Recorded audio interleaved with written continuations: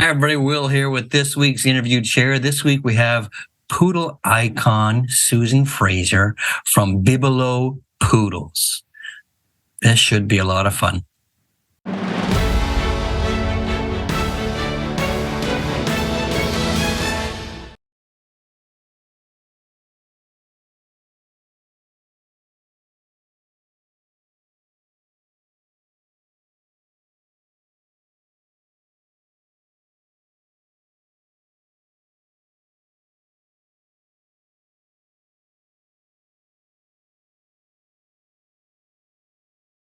Hi, everybody. Will here with this week's interviewed chair. And this week we have Susan Fraser from Bibelow Poodles. Did I say it right? I think so. Okay, because I've always been the understanding it was Bibelot, and I was wrong, and I apologize. And Bibelow it is from here on in. So all right. Because I remember all those dogs of the past. I think of like Tall, Dark, and Handsome and Big Bird. I was always Bibelot. I think even Elaine called them Bibelot. That's fine. It's English or French, whichever you prefer. Okay. Well, we'll stick with Bibelow because that sounds nice. So, okay. How are you doing? I am fine, thank you, and looking forward to this. Oh, good. You look great. I can't wait. Okay. Well, let's get started. Tell me, Susan, how did you get started in the sport of dogs? And tell me how old you were when you got started. I was 10 years old when my parents were invited to a party by a friend of a friend of a friend. And guess what? This is the end of the war. And the person owned a male and a female standard poodle who had a litter of puppies in a one-bedroom apartment. Needless to say, my parents came home with a new puppy. Anyway, I was about 10 years old at the time. And he was a typical poodle, all sorts of fun in that. And of course, we didn't know anything about training or that. Mm-hmm. So where did it go from there? You have this poodle now. Oh, well, a couple of years later, a dog school started up in Toronto. And my mother said she was going to go. And I said, no, I want to go. So I went. And you'll be amused by this. Graduation day of dog school, I was the person who had improved the most.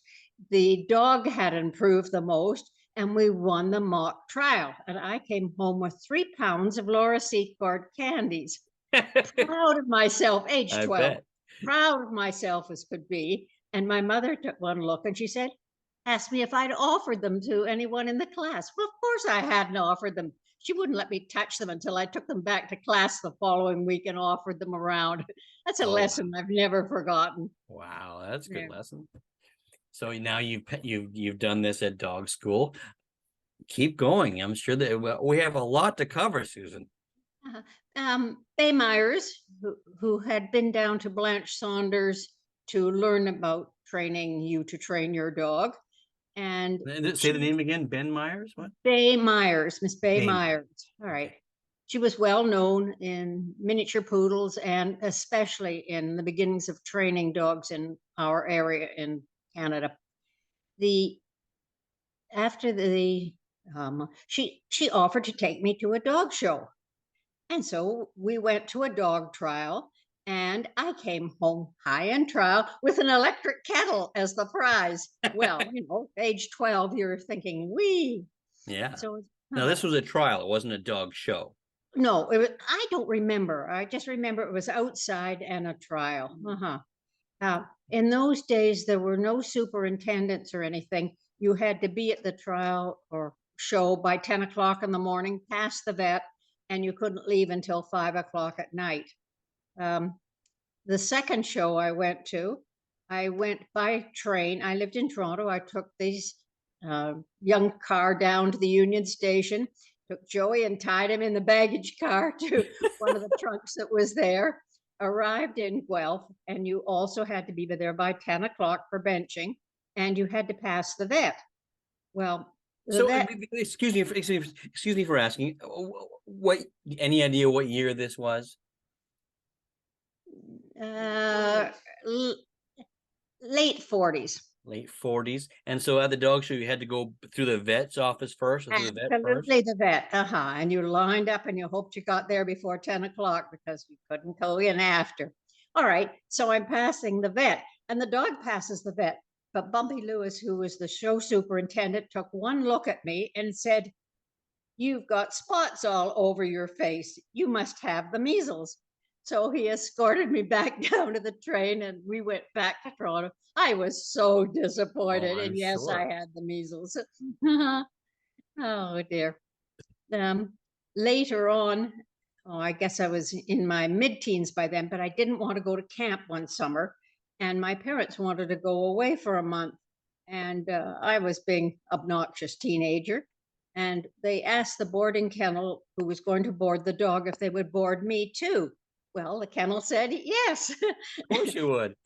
And I came home with a puppy, of course, a white one who became Liz became my first champion, and she had earned her UD. Mhm. After university, I didn't know what I No, wanted no, I to don't do want you jumping. I want to know about your first dog show with her then. with Liz. With my Yes. Did you show her yourself? Oh, always, yes. There wasn't a thought of a handler. This is something I'm doing and having fun. Right. Mhm. And it's been that way pretty well all my life, except you couldn't handle when I was in England for all the shows. And I have used Barbara Humphreys happily for shows in the US sometimes. Mhm. Now, Barbara's wonderful. My gosh. Ancient history. We're going to cover that too. Okay. So you're showing Liz. Well, tell me about your first dog show with Liz. Sorry, I don't remember. You don't remember? Well, you I don't, finished her but I had championships. a lot of fun. Yes, we went back to dog school, and I eventually. It wasn't until I was after university that I spent a summer with Hollycourt Kennels with Miss Ruel Kelchner in New York State, and she had a large kennel of miniatures, and we went to a few shows, etc. I was slave labor for grooming, but at the same time, That's it what was happens. uh-huh, there. And oh, I know, I went to the Poodle Club of America one year, and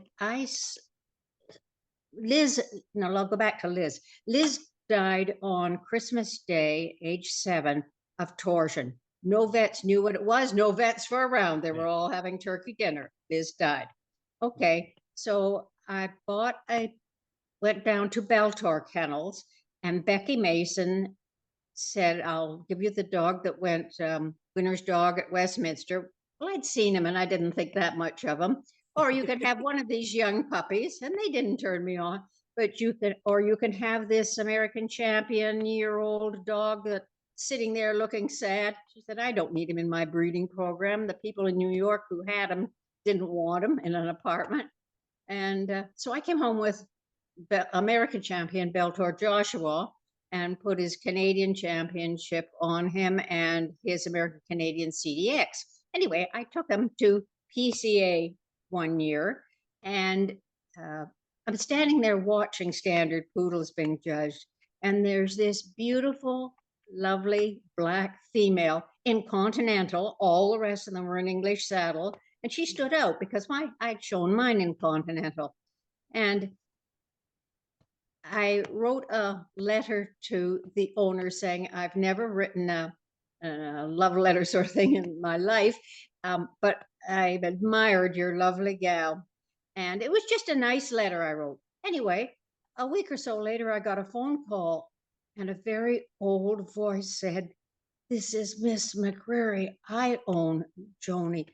Would you like to have her? Just give her a new home." Well, I've never said yes faster in my life. And That's Joni amazing. arrived in home with a mahogany kennel and a all prepaid and a beautiful green leather collar and lead. Anyway, that's how I really got started into breeding and showing standard poodles. Wow. Joni, bred to champion Wycliffe Virgil, gave me Tramp, i.e., Biblos Tall, Dark, and Handsome, who became an English American Canadian. Slow down. How did we come up with Bibelo? All right, Biblos Tall, Dark, and Handsome. But how did we come up with the name Bibelo? You haven't even Well, we mentioned were it yet at the tossing names beginning. around, and it just sounded. Um, Back in the days, there weren't poodles around, and it was just something nice. And there was a miniature in our lives as well, but that's sort of how it came about. Something special to me. Mhm. Hmm. So you bred your bitch that you got from, and Well, lady, you bred her to Virgil, Wycliffe Virgil.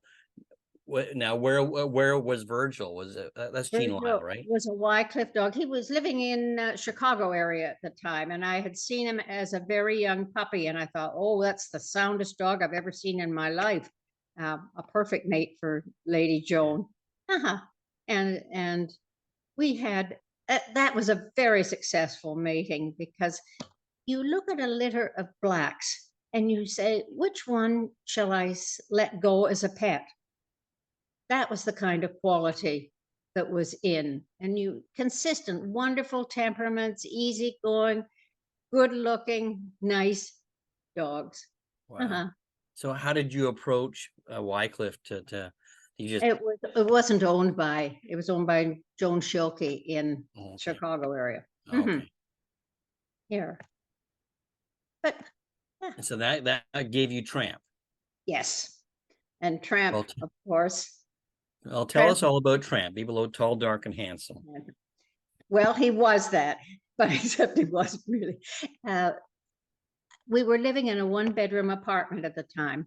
And I should go back to say one of the things that I was limited by my parents and then by my husband to 2 dogs only.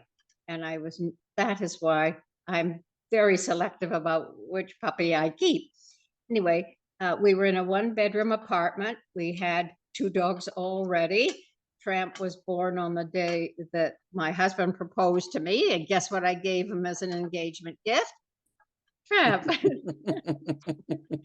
Anyway, so Tramp, we had to do something. And Tramp by then had his Canadian championship promptly, very early in life. And then his Barbara Humphreys took him and got him most of his American championship for me. I remember that a show at the CNE, and he hadn't quite turned a year old. And of course, I'd moved him up to specials by then.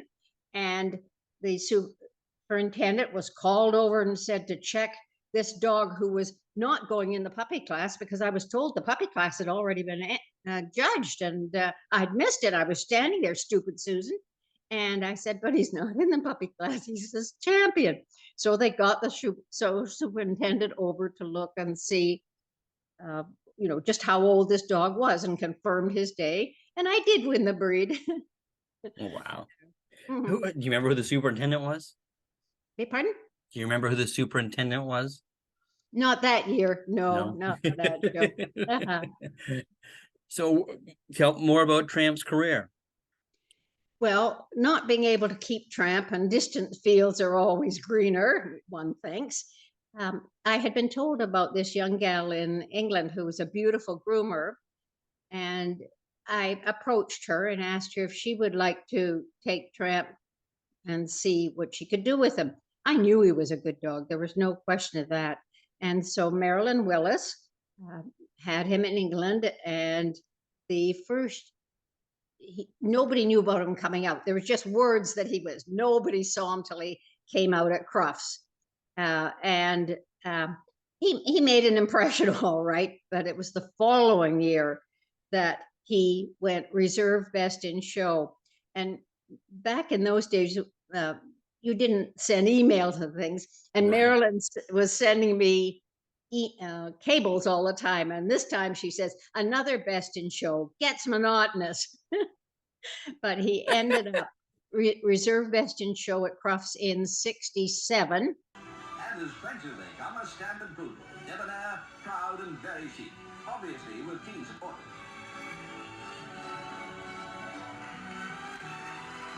He was the runner-up for the best dog of the show.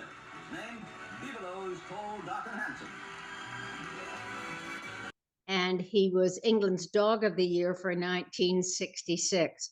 And then he came home and he joined our family. And you might get amused by this. We are out in the park, Tramp off the lead, running around, etc. And we saw a nice little pussycat up ahead. Well, the pussycat gets chased, except this wasn't a pussycat. It put its tail up and Oh white no. stripe down the back of its neck. And of course, Tramp's covered, and he comes back towards us, and we think, oh, we know, we're just imagining it, sort of thing. And we're smelling it, of course, too. And we passed some people in the park and they said, "Ooh, skunk." Anyway, No. that's Friday night. The dog show's Saturday. You think I'm missing a dog show? Oh, no. So we Did you rushed get it out, out? and got all the vinegar and all the tomato juice you could, because that was what we were told to do. So here we've got this 12-inch coat soaked in tomato juice and that, washed out and cleaned up and dried. And we showed up at the show the next morning. Ooh, skunk. Oh But no. have you ever left tomato juice in a glass and you know how it goes dry and hard? Well, you Yes. can't get out of a dog's coat either. Oh gosh. Anyway, that was Dr. Chute was the judge that day. He went best in show, and after best in show, I went zip off one ear, zip off two ears, and away he went. He That wasn't was shown again? He wasn't showing again. How much No. was he shown in Canada? Oh, whenever I could get to a dog show. And I'm how many best in shows did he get? There weren't, oh, thank goodness. No, there weren't nearly as many shows. They Yeah. were benched. There was competition always because everybody had saved up to go to that show that month. Right. And when they're benched, you stay around. You have to stay around. So you get talking and you look and you see and you admire and you meet people. It was quite different from what it is now. Yeah. Uh-huh. So the skunk show was Tramp's last show then. It was Tramp's last show. Oh gosh. So he wasn't shown that much in Canada Oh, then. as much as I could. Yeah. I'm not driving necessarily, and before I was, and I had other interests in life, like two very young kids. Ah, yes, yes. Yeah. So where did you go from Tramp then? Pardon? Where did you go from Tramp? What was after Tramp? I guess Tramp had a litter sister in style of Bibelow's in the style of High Chrome, and she really was a nicer conformation dog than Tramp. And I used her for breeding. And there was another one that Abe Savonkin owned. Abe Savonkin. How about that? Yeah. Abe, I used to watch. Oh, TV had just started. You'd watch Abe on Friday night. He was a wrestler. I remember. Well, I remember the stories. I never saw him, but Oh, yeah. Or Friday night wrestling. Saturday, he'd be at the dog show with his standard poodle. well, I remember him with a toy poodle.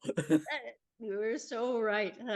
Wow. And he had the biggest hands I'd ever seen in my life. Yes. And he became a judge, and he didn't stay judging very long because dogs who weren't used to a massive, and that didn't appreciate being looked over. His hands were. I realized never that had a he was- problem with a dog with him, but his hands were massive. Yes. That's great. So, okay, I'm Yeah, sorry, I got you off track there. Talking to Abe. We bred those two dogs to the top dogs we knew of in the U.S. at the time, and had, as I said, what puppy do you keep? What there was no problem into finding one to. You had a whole litter of ones to keep. Do you remember Dr. Chute, who I forgot what his first name is, here from London area? He was judging in Italy one time, and there was a Tramp puppy there, and he asked the owner, and he said, "I'm sure that must be a Tramp puppy." Sure enough, it was. He started something in England, and maybe Europe too, but it definitely in England. When he arrived, he had 12 inches of coat, massive coat. And in those days, you didn't use spray or back comb or anything. You just put one elastic in up here, and of course it all flopped over like this. But I sent over a crate. Dogs weren't crated. They were tied to their kennels, and also a grooming table. And they hadn't had grooming tables because the dogs were just done like this, bath, tossed, and came. They were scissored and clipped well, but they had no length of coat or thought of anything but a hanging curly coat. Well, that certainly changed grooming in England. I don't know for the good or not. Oh, Yeah, makes them pretty, so it's for the good. yeah, yeah. No, another dog comes to mind. I think the Elaine Mitchell show him Big Bird, Sorry. Below Big Bird. Oh, Big Bird was out west, Yeah, and yeah. that's right. And Big Bird became a Bermuda Canadian American champion. He won a lot of best in shows, I remember He though. did out there, yes. Yeah. Elaine Mitchell showed him. You are right. Yes, Yeah. you remember a few things. What was his breeding? It wasn't Tramp for sure, but it'd be from one of his sisters. Hmm. Mhm. Now, Sorry. did you keep anything from his litter? No is the answer. I'm limited to two dogs. Oh yeah, yeah. And it started a lot of people around Toronto. I enjoy helping others, and there's no thought of somebody comes along and said, "Let's have, would you like one?" Or that one's good enough to show. Come on, let's go to a show. And it was far more friendship in those days. Uh-huh. It wasn't cutthroat. Maybe we Yeah, would have wished, but at the same time, there were lots of people who enjoyed having a nice dog and had fun with them. yeah. Yes. Wow. So how long did you breed standards for? By myself up to about 15 years ago. And then most recently with Deborah Drake Tolka Poodles, we have concentrated just on the silvers. Oh, okay. I lost one of my best dogs who was one of our pet Mops, who was American Canadian champion. Biblos, hey, looked me over. And Mops died of torsion. And this time I was around to see it again, and I thought, that's the end of the blacks. In the background, I, with Liz, my first poodle, I happened to be working for Royal Kelchner Holly Court in the States, and I saw a silver standard poodle, and I thought, oh, do I ever want that color? I'd seen silver minis, but not silver standards. Mhm. So I bred Liz, my white, to the silver dog, and we had 11 pups, and they were all born black.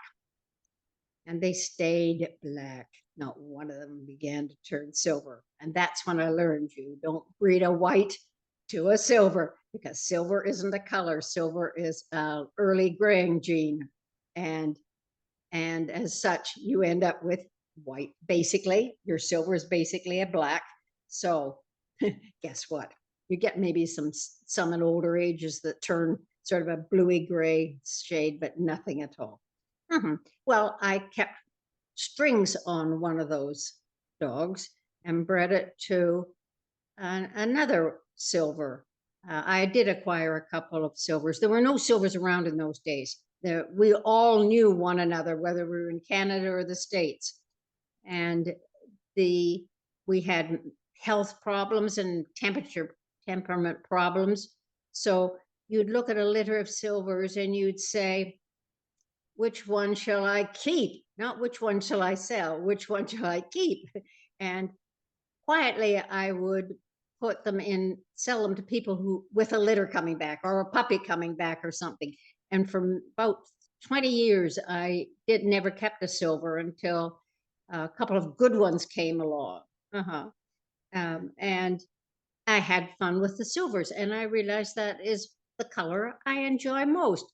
Yeah, and I've I saw you showing a lovely silver miniature last year, I think. So oh no, that is age takes care of that. I decided that as a pet, I needed a miniature now. So yes, I have two silver and minis right now, and I enjoy showing and I enjoy training very much. oh, you're Mhm. still showing. I remember seeing you with it was a bitch, right? A silver bitch I saw you with. And she had a beautiful face, like a beautiful face. And that's what stuck out to me. I thought, oh my God, that's a pretty bitch. So She definitely was, but she was a little bit of a rascal. And where I'm living right now, there's no fenced in. We're not allowed to have a fenced in yard or anything. And so I let her go to another home. Okay. And I kept her daughter, who's a little demon, but I enjoyed her. There. You were telling me earlier on, let me get this right. I don't want to screw it up.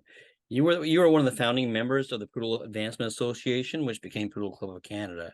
Well, Poodle Advancement I remember Association Poodle Advancement. in the late 1950s, Fay Myers and a few other people who were showing decided to get together and form a club. And yes, and then it became, because of the CKC, the Poodle Club of Canada. And it was basically centered in Ontario at the time. And then I also was a member of the Poodle Club of America.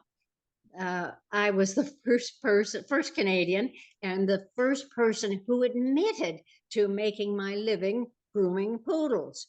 The Poodle Club of America started out with very rich people who were well off, who had large kennels and kennel help, etc. And the owners didn't lift a finger for grooming. And it was, here was Susan coming along applying, and Becky Mason Beltor Kennels, and Miss McCreary, and Ruel Kelchner Polycourt Kennels had all proposed me and seconded me. And they did a lot of research and decided that I was a positive person to add to their collection. And what year was that, Susan? Oh, I was 22 at the time, so in the late 50s. That's great. Gosh. So you have miniatures now, and did you never have any aspirations to judge? Absolutely not. And that's because of the restrictions the kennel clubs put on judges. You can't help people and clip people and click their dogs or do anything like that. And I've always been a person who helped people, encouraged people, and talked to people. So it wasn't in my own. I would have lost all my friends. Oh. I will happily evaluate a litter for them, but I will not get involved with being a judge. Yeah. And you just think back, nobody's happy about judging except the winner. And I didn't want to hear all the stories. What if someone approached you and asked you to judge a specialty? Would you do that? I am not eligible to judge a specialty, you see. Yes, you are. I have done a lot of judging of sweepstakes and puppy matches. But no, I beg to differ, Susan. You are eligible. You could be nominated to judge a national specialty as a breeder. Where? Here? I think I judged the American National and the Irish Setter Club, and I was still just a handler at that point. So I was, they vote you in. So well, I know I've been asked by many countries to, and I said I'm not eligible to. I've done sweepstakes. I had fun at one. Friday was the specialty. This is in the States, in Massachusetts. The specialty was on Friday, and I was doing puppy match or sweepstakes so that I couldn't show at the show. But the next day I had my standard poodle with me, and I won the breed both days, beating a certain dog that had a high best in show record, and it did feel good. I bet. Yeah. So what would you say to someone, if a young person, if they came up to you and said they wanted to start breeding standard poodles or miniature poodles, for that fact, what advice would you give them? Oh boy, find yourself a mentor. That is the key thing. Find somebody who's willing to help you. So many people want to breed because they want money, money, money. Okay, and that's a natural thing. You've got to pay for it somehow. But find somebody who is willing to help you. Too many kennels breed, and then aren't willing to sell their good stock to somebody who has dreams. It is only by helping the next generation and the youngsters that the breed will be carried on. We're dealing with a breed, unfortunately, that requires a lot of skill before you can present it. The grooming is gone crazy. And, but find some, yes, you need a mentor, and the handlers are busy, busy, busy, of course. So talk to people, go to look at a dog show, admire their dogs, and ask them questions. You'll soon find somebody who is willing to help you. Mhm. Oh, for sure. Who do you consider your mentors? My first one, and probably the best one by far, was Bay Myers. She was a lady, and she took me instead. And I once asked her how her dog was. How's Ozzy? And she said, fine. And then I said, and how's your mother? And she looked at me and she said, you never ask in that order. You always ask who my mother is first. Lessons we never forget. Yeah, Bay Myers for sure. Yeah. Barbara Humphreys helped me a fair amount in her years. I would say that. Are you still in contact with Barbara? No, I haven't for many years. Mm-hmm. And she's in the West Coast, San Diego area. Yes. So where do you go from here then, Susan? Like where are you going to go from here now? You've done everything. What is your before I change topic? What was your most favorite win? Would it have been Crufts? The most exciting, yes, because I'm sitting at home and waiting for a cable to come in. Oh my gosh, I can't imagine. That was, yes, really the most exciting one of all. How I wished I could be there. By the way, you can watch it on the BBC. If you put in BBC and then Crufts and the year, you can watch a lot of the judging. Wow, BBC. Any year. What year was that, Susan? 67? 67. I just might do that. How about that'd be fun. I'd love to see them. Yeah. And it's interesting because all you did for brushing them out, you brush them out, you clip them, the clipping, and in those days, it was hanging coat, not coat up top they wanted. And they just put an elastic in here and flump, and that was all there was to it. I remember Carol Holland's one time. I arrived at the show with 3 standard poodles, and Carol Holland and the group who were showing poodles were all there. And Carol Holland yells, oh, Susan's come. It's time to go to the ring. But I never went to the shows early, and I didn't like staying late either. There. That's funny. I was just talking about Carol because she gave me a crate of her father's Horace Holland's. Holland's, yeah. And it's an old Irish setter crate that they housed a very famous Irish setter, Michael O'Brien, Duke of Sussex. And it's amazing that whenever I show somebody, they're amazed at the size of it. I tell them it's got to go in the back of a station wagon back then. So it's not very big. Oh. Carol, I learned a lot from Carol as well. So advice, what about new breeders or even the dogs now, Susan? What advice do you see? Anything a direction they're going or something you think needs to be looked at or changed? Or the grooming is so phony in poodles. A Doberman is what you see is what you get. Yeah. Well, a poodle isn't what you see is what you get. You really, really have to know conformation to be able to see under and feel what's underneath that coat. It's presentation when it comes to poodles.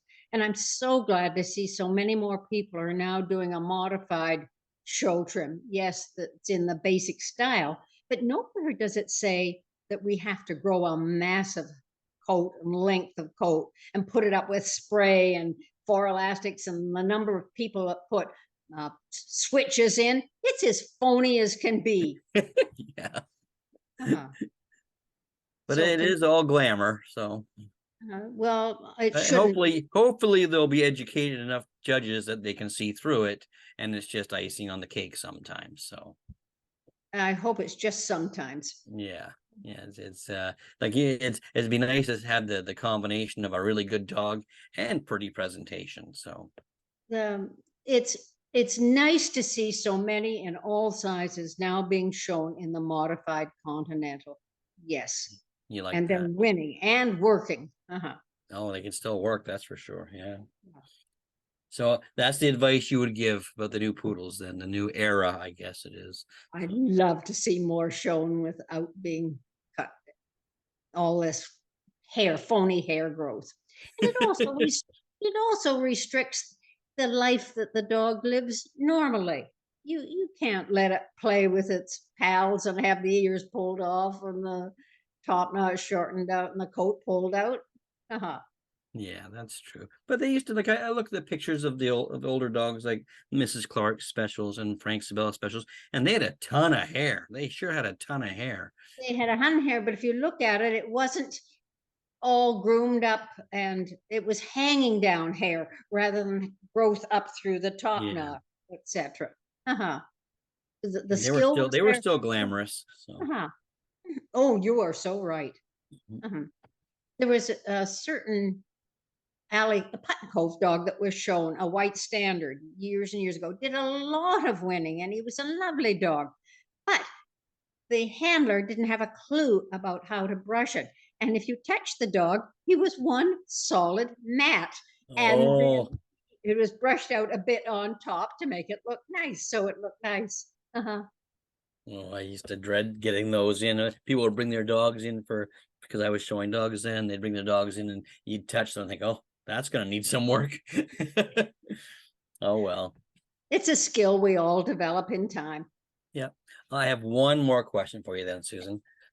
If you were to meet the 20-year-old Susan now, is there any advice you'd give her now?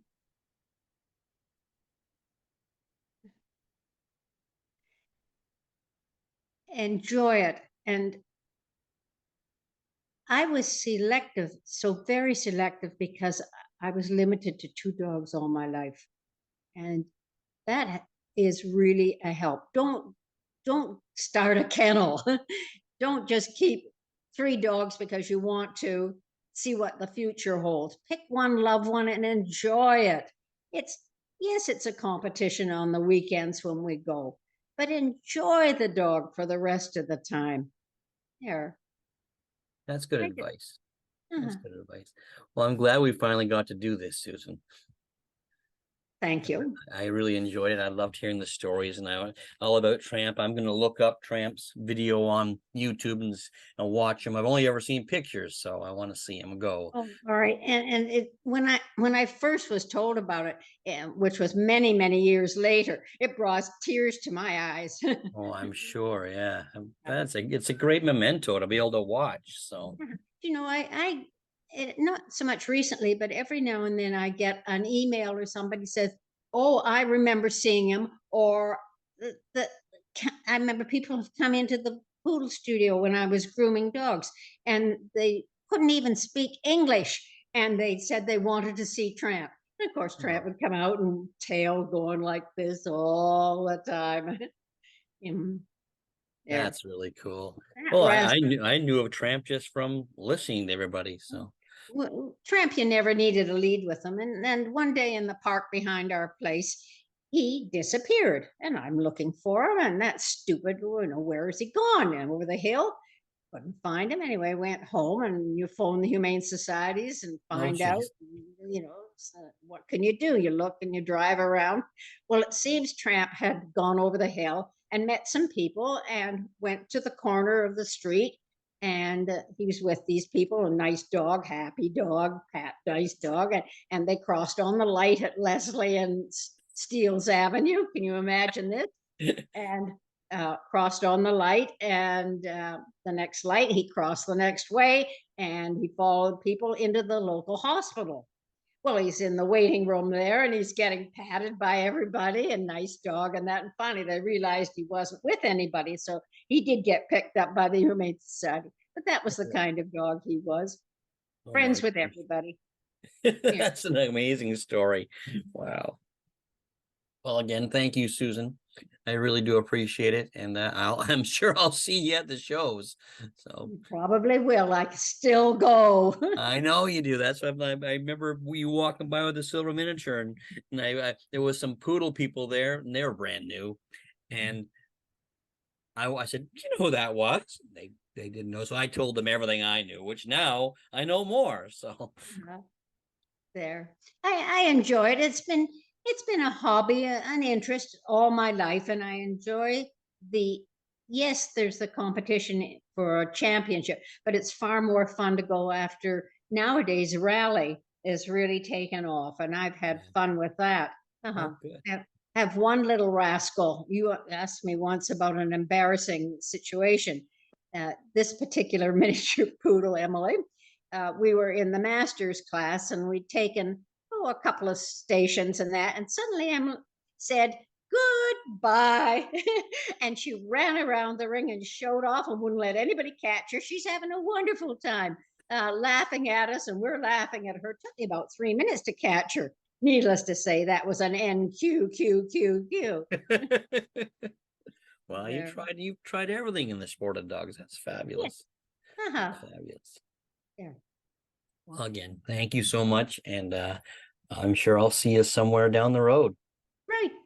Thanks, Will. Thank you, Enjoy Susan. Bye-bye. Thanks, Susan. That was a lot of fun. What great stories you have.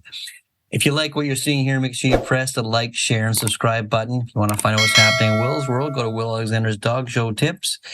And if you want to, don't forget about the podcast every week, The Dog Show Drive with myself and Wayne Kavanaugh. It is now on YouTube and podcast. Take care, guys.